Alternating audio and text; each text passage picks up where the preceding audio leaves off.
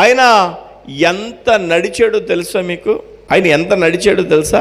ఎవరైనా ఆయన ఎంత నడిచాడో ఇక్కడి నుంచి మన సెంటర్లోకి నడిచి వెళ్ళమంటే బండి ఉందా, సైకిల్ ఉందా అని నా మట్టుకు నేనైతే ఏకంగా కారు ఉంటే ఏసీ ఉందా, మనం బాగా చెప్పండి సౌకర్యాలకి అలవాటు పడిపోయాం. నా ప్రభు అయినటువంటి యేసు ఆయన కాలి నడకన ఎవరి కోసం? మన కోసమే.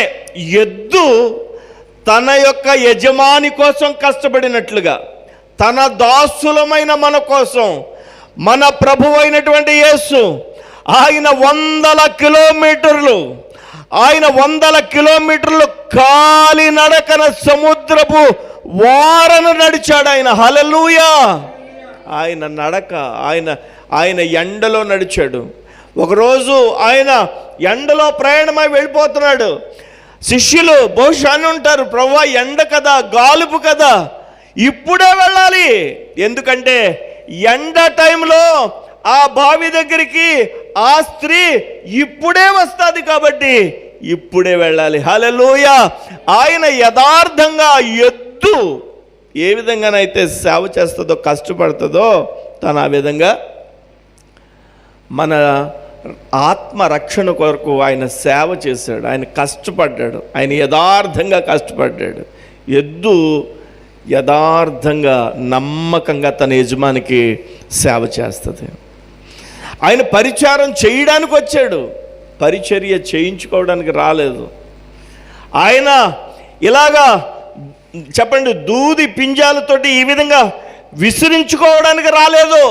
మన యొక్క అలసటను ఆయన సేద తీర్చడానికి వచ్చాడు ఆయన. హల్లెలూయా! ఎంత మంచి దేవుడు అండి మన దేవుడు, ఎంత మంచి దేవుడు ఆయన పానుపు మీద మనము ఊయల ఊపితే ఊగడానికి రాలేదు.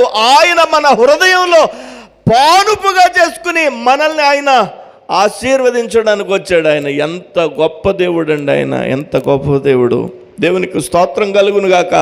ఆయన పరిచర్య చేయడానికి వచ్చాడు. మనము ఆయనకు ఏమి చేస్తున్నాం? ఓ భక్తుడు రాశాడు, ఏం చేశానయ్యా నీ కోసం. నా మట్టుకు నేను చూసుకుంటే, వెనుతిరిగి చూసుకుంటే, ప్రభా నీ కోసం చేయాల్సింది చాలా ఉందయ్యా, నీ కోసం నేను ఏమి సాధించలేకపోయాను, నువ్వు నా కోసం ప్రాణం పెట్టిన దేవుడు అని చెప్పి నా మట్టుకు నేను అనుకుంటాను. మీ మట్టుకు మీరు ప్రభు ముందు ఒక్కసారి ప్రశ్న వేసుకుంటే, ప్రభువా నువ్వు నా కోసం ప్రాణం పెట్టావు, రక్షించావు, నువ్వు నా కోసం ప్రభు ఎంతైనా సేవ చేసావు, నువ్వు పరిచర్య చేయించుకోవడానికి రాలేదు, పరిచర్య చేయడానికి వచ్చావు ప్రభా.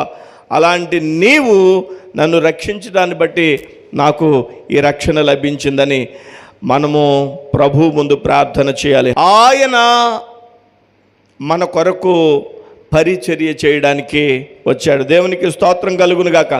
పాత నిబంధన గ్రంథంలో బలిపీఠం మీదకి ఎద్దుని తునాతునకలు చేసి ఆ బలిపీఠం మీద పేర్చేవారు. ఆ బలిపీఠపు కొమ్ములకు ఆ రక్తాన్ని రాసేవారు, దానిని బలిగా అర్పించేవారు. ఇప్పుడు ఎద్దు ముఖము పోలి ఉన్నదంటే దాని అర్థం ఏంటంటే, ప్రభు అయిన యేసు మన కోసం బలి పశువుగా అర్పించబడ్డాడు. అయితే మనమందరము ఆయనకు మన ప్రాణమిచ్చి బలి పశువులు అవ్వక్కర్లేదు, కానీ మన యొక్క హృదయాన్ని బలిపీఠం మీద పెట్టి కాల్చాలి. హల్లెలూయా! మన యొక్క అర్పణను బలిపీఠం మీద పెట్టి కాల్చాలి, మన యొక్క మనస్సును బలిపీఠం మీద పెట్టి కాల్చాలి.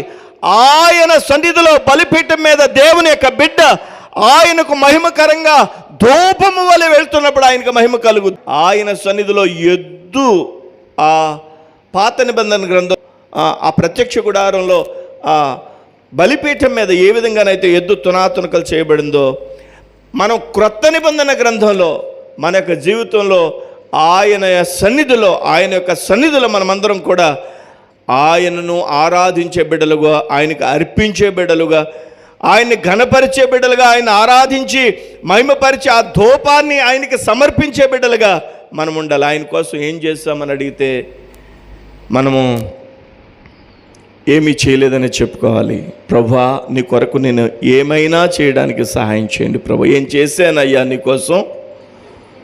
ఈ బ్రతుకునిచ్చావని, ఈ బ్రతికిచ్చావని నీకోసం నేనేం చేశాను ప్రభా అని ప్రభు సన్నిధిలో ప్రభువుని మహిమపరిచి ఘనపరచ